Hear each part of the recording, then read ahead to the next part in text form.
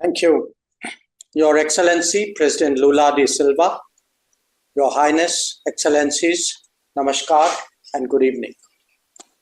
It is my privilege to represent Prime Minister Narendra Modi at this virtual meeting of BRICS leaders.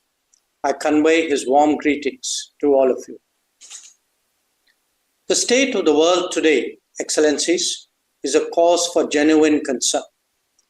The last few years have witnessed the devastating impact of the COVID pandemic, major conflicts in Ukraine and the Middle East, West Asia, volatility in trade and investment flows, extreme climate events, and a discernible slowing down of the SDG agenda.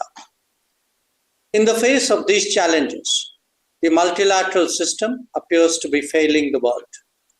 That so many serious stresses are being left unaddressed is understandably having consequences for the global order itself.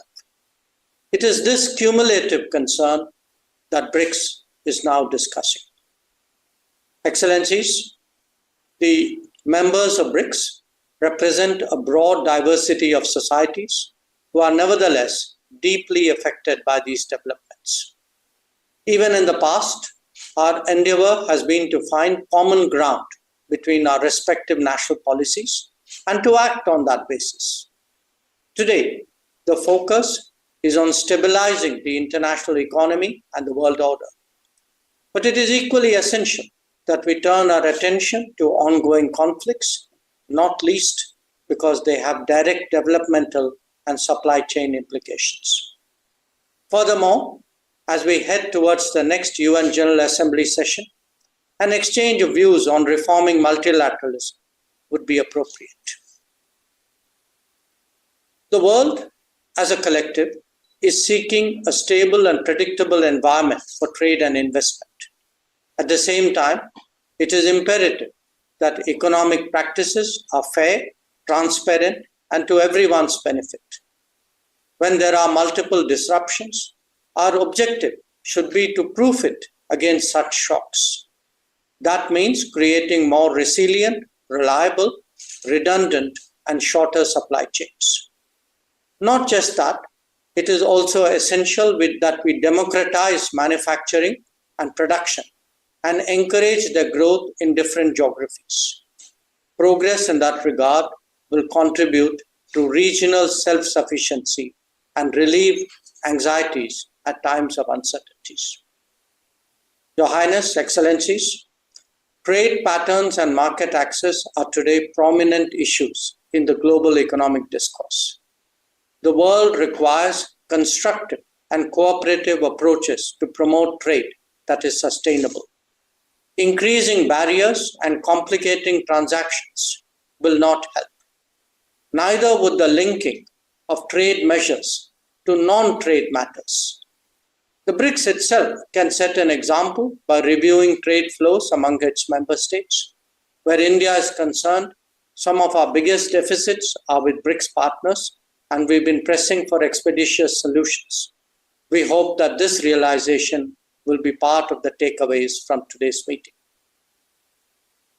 The international trading system is based on the foundational principles of open, fair, transparent, non-discriminatory, inclusive, equitable, and a rules-based approach with special and differential treatment for developing countries.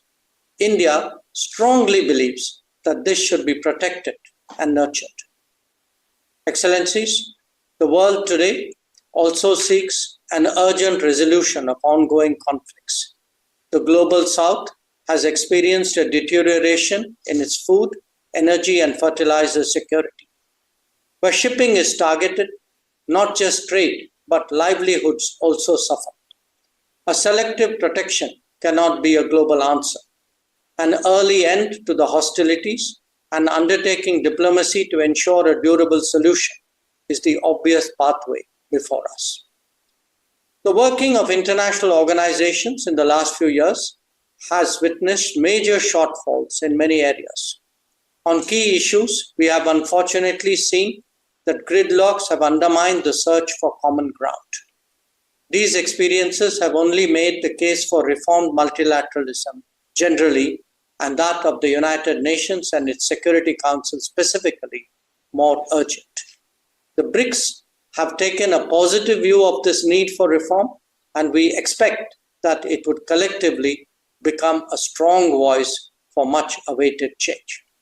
Excellencies, even as the world grapples with policy changes, we must not lose sight of bigger concerns, especially climate change. Sadly, both climate action and climate justice are currently slipping in global priorities. We need new thinking and initiatives as well. I commend the International Solar Alliance, the Coalition for Disaster Resilient Infrastructure, and the Global Biofuels Alliance for your consideration. In conclusion, let me again thank President Lula da Silva for convening us today and for the opportunity to present India's views and positions. I thank you.